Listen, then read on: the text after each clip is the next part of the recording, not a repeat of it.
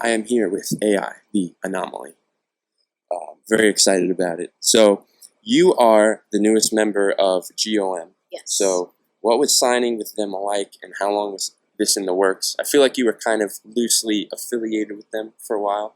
So, when did things become official, and how did that come about? So I'll take it back to about 6 or 7 years or so. In Buffalo, my city, Buffalo, New York, we have individuals who are Christian hip hop artists, and we all came together, and different people who really love Christian hip hop and wanted it to be recognized in our city came together to put on shows. Really, it's Zadok, the God Hop MC, familiar with him. He wanted to put these shows together, and so we linked up with him, with our church and other people, and we had these Christian hip hop concerts. And so one of the first artists that we brought was Bizzle, because we all respected him as a lyricist. We first and foremost respected him as just this a person who was unafraid, unapologetically Christian in his bars. And so we're like, yeah, we definitely want him to come through and give the city a peek inside of what CHH is about. So we brought him down, kind of built with him just a little bit, gave him some music. Really, I wasn't trying to get recognized or anything like that. Right. I really wanted constructive criticism. Like, yo, either I'm gonna do this or I'm not. So that's where it started off. And from there, we didn't talk necessarily, but we brought Selah down. We brought up. We brought Bumps. Everybody from the team we brought to Buffalo to do a show. And the more we built with these dudes, the more we saw the genuine love for Christ, genuine love for people, and just silly and still down to earth and open. And from there, we just kind of built throughout the years, man. Selah and Dayton, I'd say the most, have been very influential in helping me and mentoring me through writing and things like that. I can go to them and say, yo, how do you think this sounds? So they've always kind of been around, And so, man, I'd say over the years, man, as far as the relationship, which is important, because I'm already tied up in all different types of things in my city anyway. So the relationship was built, and it was pretty strong. So when Bizzle reached out to me a couple years ago with this kind of yo, just checking in and seeing where my mind was, I was like, yo, yeah, let's make this happen. And so here we are. So I feel like, and I kind of hate to harp on it, but I feel like 2019 is the year of the woman for Christian hip hop. So you've had a couple of different people sign. Yourself and Angie Rose and super dope Danielle Apicella, who's a singer, and I'm missing one person. Wande. So every month it seems like there's somebody else. Right. So how do you feel like the CHH community can better serve women and make strides to maybe next year, when a bunch of other women are being signed, everyone's just like, oh, it's all these women again. You guys are hip hop artists as well. Right. I never really how do I say, I'm a woman. Right. I'm a woman, so that should be recognized. And this is all my opinion. I'm a woman. Whenever I think about some of those things, as far as how your question is how we should be. I guess it took a long time to get to this point, I feel like. So how can the CHH community maybe better, continue to move forward? Well, first I want to point out, Jackie Hill was signed, and even before her, there was some, I can't remember their names, but there was I wish I could remember her name. They were pioneers as far as women. Yeah. Tunnel Rats, I think, had 2 women in it. Yeah. So they were already women that kind of paved the way to this space. And I think that it's very heightened. It's at its heightened level because of what's happening in the society as far as women and making sure we uplift women and treat them fairly and equally. So I think that's what kind of makes us feel wow, all of this is happening. It's because of everything that's hyping it up. However, I think it's very key and important. And in my opinion, I feel like every label could benefit from a woman's perspective. Not to say that every label needs a woman who is a MC or a singer or what have you. I think the entity and what we bring as women and our perspective is important in every avenue, not even just hip hop, but in other spaces as well. I think us as partnership, women and men coming together is important. But as far as moving forward and what the culture can do, like follow the Bible. The Bible talks about how you should handle women and how you should deal with them. Like I'm a gem, you know, precious ruby. Handle me as that. Handle me as such. Respect me. Treat me fairly. But be protective. I'm on this label, and they're very protective of me. They're very considerate of me, and I appreciate that. They're my big brothers. Like Right. I feel like I'm the little sis, and they got my back, and they want to make sure that I'm good.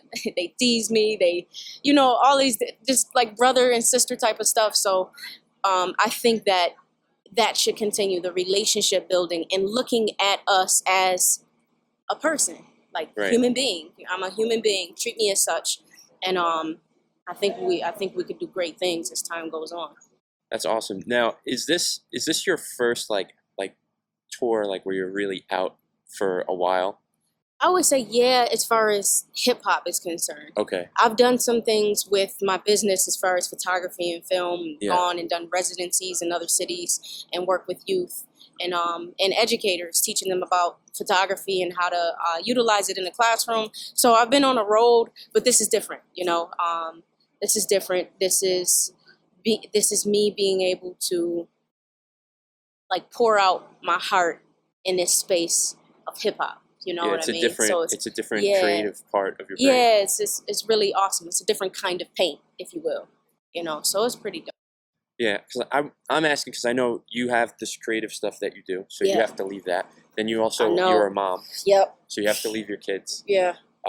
We always hear kind of like a father's perspective Right. from hip hop. So you have a unique perspective of like you birth children. I They're at home. know. I miss my kids. Yeah. So how is all that, and how are your kids doing? And I try to be like, I try to follow the 7 habits of highly effective people. You ever heard of Stephen Covey? He has 7 habits. And so one of the habits is to be proactive. I know that it was going to be difficult for me to step away for about a week and then come back and then leave again.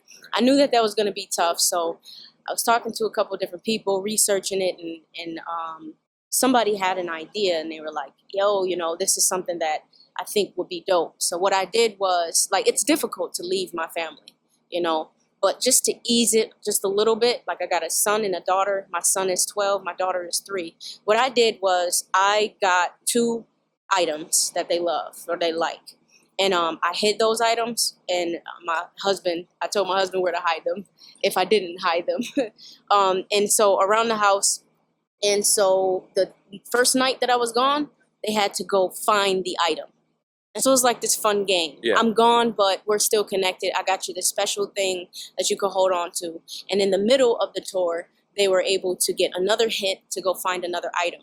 And then the last gift is me coming back with something that I got from one of the cities. That eases it, and it helps me, too, to know, okay, my daughter is cuddling a little teddy bear that I got her. My son has this, or whatever the case is, just to keep that kind of, that feeling of, like, connection.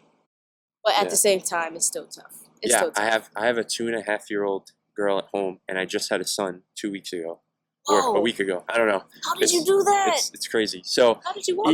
even just leaving the house. Yeah. And my daughter's like, "Daddy, don't leave." I I'm like, it's know. just one night. So I can only imagine like just my going daughter, out for a while. when I went to the airport, they came to the airport this time, and my daughter wanted to walk me in. I was like, "Come on," She's like, "Why do you have to get on the airplane?" And it was like, I gotta go do the X, Y, and Z. But why? I don't understand. Why do you have to? It's like, trying to teach them that in life there's things that you have to do, and it doesn't feel good, but we're gonna go through it, and it's for a good purpose. Trying to teach them that and just be real with them. I try to be real with my kids. But yeah, it's difficult. But good thing we have great technology. We got FaceTime. Yep. We have phone calls, send pictures, and all of that. I miss my hubby. what is interesting is that I have a husband, right? And Yeah. so that's not always typical. It's not typical that the husband stays home and Right. holds it down.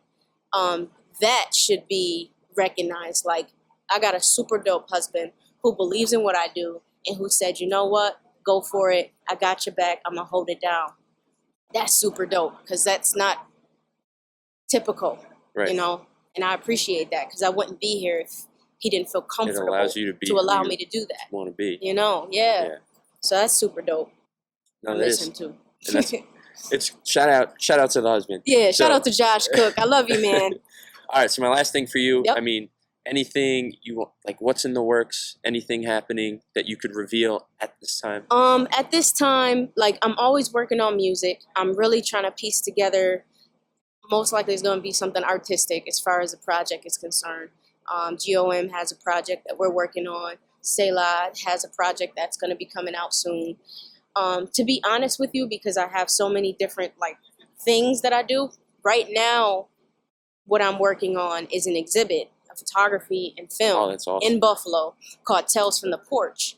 And what I did was I went to the different corners of Buffalo and I captured stories of regular people on their porch just to kind of see like the similarities and the differences between the stories. And so that's going to be exhibited. It's insane because the exhibit goes up while I'm at the KCAs, and then I have to rush back home to make sure everything is fine, and then it opens up the next day. Wow. So it's insane, my life, but I thank God that he continues to give me energy some kind of way. But yeah, that's what I have in the works. Continuously doing work like that, continuously trying to find ways to connect